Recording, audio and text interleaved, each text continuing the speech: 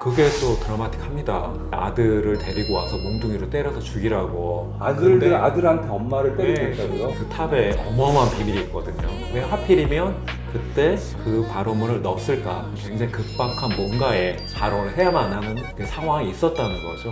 피바람을 벗어날 수도 없었던 거죠.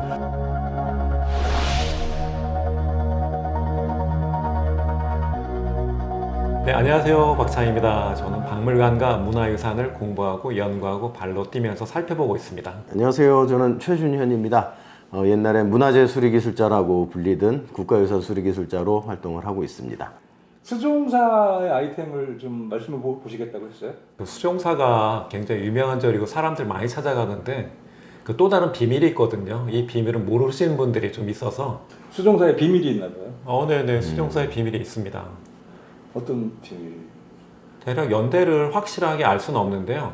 조선 초기 아마 세조가 수종사를 중창을 하거든요. 그 세조가 그쪽을 지나가다가 종소리를 들었대요. 그래서 그거를 찾아가 봤더니 그 수종사에 나한님이 있었고, 아, 그래서 여기가 영화관 곳이구나 라고 해서 지원을 해서 절을 다시 크게 지었다고 하죠. 물이 떨어지는 소리가 종소리처럼 울려서 가보니 18난상이 있어가지고 중창을 했다라는 전설이 있는데, 아니 물소리가 종소리처럼 들렸다. 그러니까 굴 안에서 네, 굴 굴 안에서 물이 떨어지는 소리가 이제 막 울리잖아요. 그게 이제 종소리처럼 들려서 난이 있었던 굴이 있었을 텐데 어디로 갔나 싶어서 수소문을 좀 해봤거든요.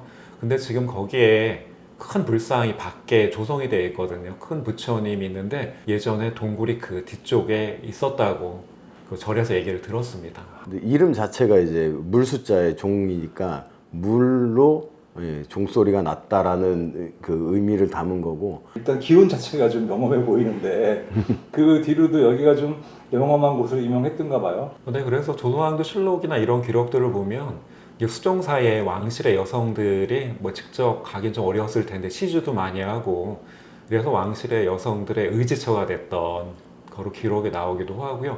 근데 절은 크지는 않는데 실제로 가서 보면 사방이 굉장히 잘 보이거든요. 딱 가서 보면 뭔가 좋은 기운이 막 몰려올 것 같은, 뭐 불교를 안 믿어도 그런 느낌을 가질 정도니까 예전에 좀 더했을 수도 있죠.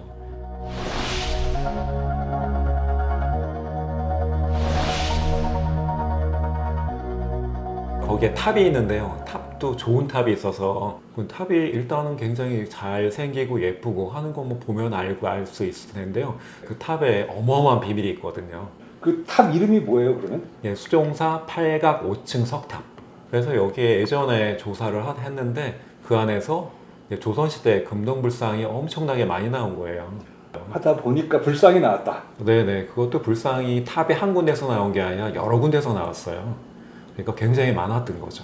아마 처음 만들었을 때에는 1층 탑신이라고 하는 그쪽의 메인이거든요. 아마 거기를 만들고 그 나중에 추가로 또 불상을 넣을 때 다른 층에도 좀 폼을 내서 이제 불상을 넣었던 것 같아요. 야, 그거 되게 신기하네요. 그 8각 5층 석탑 안에 각 층마다 불상이 들어있었다. 그것도 금동. 네네. 네, 금동불도 있고요. 아주 자그마한 나무로 만든 불상들도 있고요. 네, 금동불이 이제 대부분입니다. 거기에 이제 되게 큰 중요한 불상이 나왔다고요. 네, 그래서 1층 탑신에서 나온 불상이 이제 금동 석가일의 좌상이거든요. 근데 불상이 크다고 해도 탑 안에 들어가기 때문에 그렇게 크지는 않습니다. 근데 거기에서 중요한 건 이 불상에서 기록이 나왔어요. 성종의 후궁들이 이제 글을 써서 이제 집어넣었던 거예요.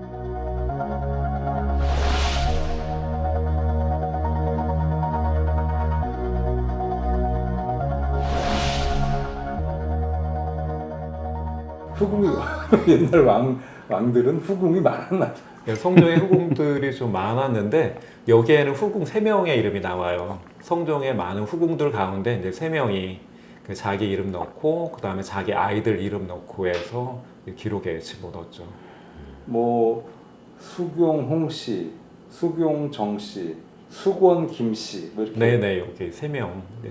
그 내용을 읽어보면 그 발언문의 내용이 부처님의 도움으로 이제 성종이 건강하고 그다음에 그 세자도 건강하고 중전도 건강하고 그리고 우리 아이들 그리고 조카들도 건강했으면 좋겠다. 이런 내용이에요. 내용으로 보면 다른 발언문하고 엄청 다르지는 않거든요. 뭐 그럴 수 있겠다 싶은데 이게 절에 가면 우리 가족들 잘 보살펴 달라고 이름을 어디다가 걸어놓든가 넣어놓든가 하잖아요. 그런데 문제는 날짜가 문제인 거죠. 이 발언문을 넣었던 날짜를 써놨거든요. 근데 그 날짜가 1493년 6월 달이에요. 1493년 6월 달인데 문제가 되는 거거든요. 왜 하필이면 그때 그 발언문을 넣었을까? 그것도 제 추정으로는 답안에 들어갔던 불상을 다시 빼서 다시 발언문을 집어넣고 탑안에 다시 넣은 거거든요. 이거는 굉장히 급박한 뭔가에 발언을 해야만 하는 그 상황이 있었다는 거죠. 그게 뭐예요? 그래서 기록을 찾아보니 1493년 6월 달에 성종이 거의 승하 직전까지 가요. 굉장히 아파요. 근데 아프면 당연히 사람들이 이제 다시 만수 건강 회복하라는 염원을 하긴 했을 텐데 굉장히 급박하게 굉장히 간절하게 이걸 해야 했던 이유, 바로 우리가 알고 있는 것처럼 만약 성종이 승하하게 되면 다음 보위 왕위에 계승할 사람이 우리가 알고 있는 연산군이 왕위 계승을 할 텐데 성종 다음이 그 유명한 폭군이라고 불리웠던 연산군이었군요. 네, 그렇죠. 연산군이 즉위를 하게 되면 어떤 화를 입게 되는 상황이 있을 수 있다는 걸 아마 짐작을 했었을 것 같아요. 중요한 사실은 그러면 연산군 즉위 전부터 그 조정에서는 연산군이 좀 문제가 있는 사람이라고 알고 있었던 거예요? 연산군 자체가 문제가 아니라 어머니였던 윤씨, 폐비가 되었던, 결국은 사약을 먹고 세상을 떠나게 되잖아요. 이 사실을 연산군이 알고 이제 왕에 올랐을 때 이거를 가만히 묵인하지 않을 거라는 거는 사람들이 아마 누구나 다 알고 있었을 거예요. 피바람이 불 거라고. 더더군다나 거기에서 관여했던 그 사실이든 아니든 소문상으로든 후궁들이 일정 정도의 관여를 했을 수도 있을 이런 상황이었기 때문에 이건 피바람을 벗어날 수는 없었던 거죠. 걱정을 했겠구나. 딴 사람들은. 후궁들뿐만이 아니라 그 대신들도 내심 걱정을 했을 거예요. 어떤 일이 생길 거라고 하는 건 짐작할 수 있었을 테니까요. 그래서 복장 발언문에다가 우리를 잘 보살펴 달라고 보내 넣어놨다는 거겠군요. 네, 그래서 보면 그 자식들이 이제 잘 되게 해달라, 복 받게 해달라고 하는데 그 당시에 정황적인 맥락을 살펴보면 일단 성종이 좀 더 오래 살았으면 좋겠고, 그리고 성종이 승하를 하고 다음 보위를 연산군이 이어도 큰 화가 미치지 않았으면 좋겠다라고 하는 내용을 담고 있었을 거라고 이제 추정을 하죠. 결국 이것도 다 수종사가 왕실 여인들의 절이고 또 영험하고 그런 소원들이 잘 이루어진다는 이유 때문에 그런 거기다가 굳이 탑을 다시 열어가지고 넣어놨을 것 같은데 맞죠 그게? 급하게 해가지고 그 결과가 어떻게 됐어요?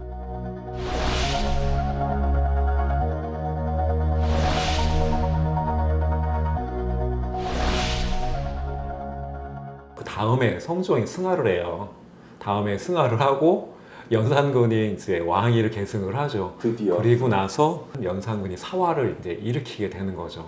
그게? 거기에서 두 번째 사화였던 갑자사화. 갑자사화 때 후궁들이 이제 화를 당하게 되죠. 결국은. 네, 그 유명한 갑자사화 때.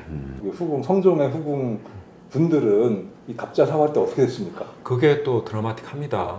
예, 후궁이 3명이 명단이 있고요. 3명의 아이들이 쭉 들어가 있거든요.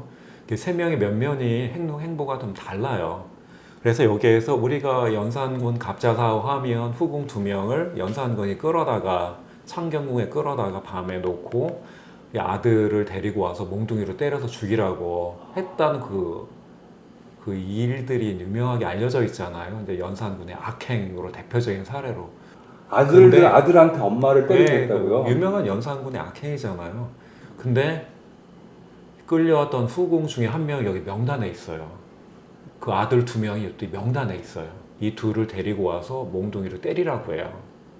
근데 이때 안양군 같은 경우에는 밤이니까 얼굴이 잘 안 보이잖아요. 그래서 몽둥이로 때렸어요. 결국 죽었죠. 그래요? 죽었고요. 그 다음에 봉안군 같은 경우에는 엄마인 걸 알았어요. 칠 수가 없잖아요. 몽둥이를 사용하지 않았죠. 안양군에 상을 줘요. 좀 왜요? 기괴하죠.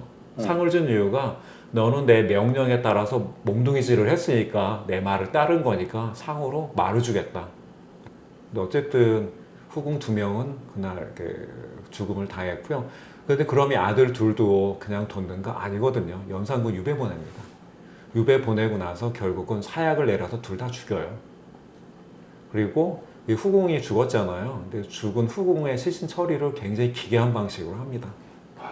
이거 유명한 얘기 있잖아요. 그 젓갈을 만들어서 그 시신을 젓갈로 만들어 가지고 산과 들에 뿌리게 했다고. 근데 네. 명단의 주인공들이 다 여기 들어가 있어요. 그러면 아무 소용 없었던 거네. 근데 나머지 후궁 2명 있잖아요. 3명 중에요. 예, 3명 중에 이제 수경정 씨 같은 경우에는 기록에 나와 있던 대로 알려진 것처럼 굉장히 안 좋은 이런 비극적인 사례로 끝나게 되는데, 근데 수경홍 씨 같은 경우에는 큰 화를 입진 않아요. 그 다음에 또 한 명의 후궁이었던 수건 김 씨. 수건 김 씨는 집안이 무사했습니다. 그래서 3명 중에 2명은 별탈 없이 넘어갔고요. 한 집안은 여기 수경정 씨 같은 경우에는 쑥대밭이 됐던 이런 사례로. 66%의 확률이네요.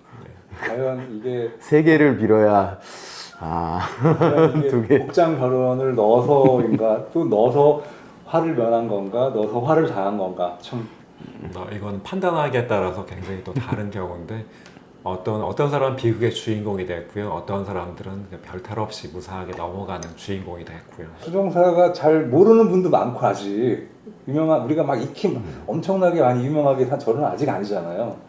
수종사가 절도 잡고 모르시는 분도 있기는 한데 일단 거기가 그 풍경 자체가 워낙 좋아서 국가 명승이에요. 국가유산입니다. 풍경 자체가. 근데 가면 마음이 뻥 뚫려요.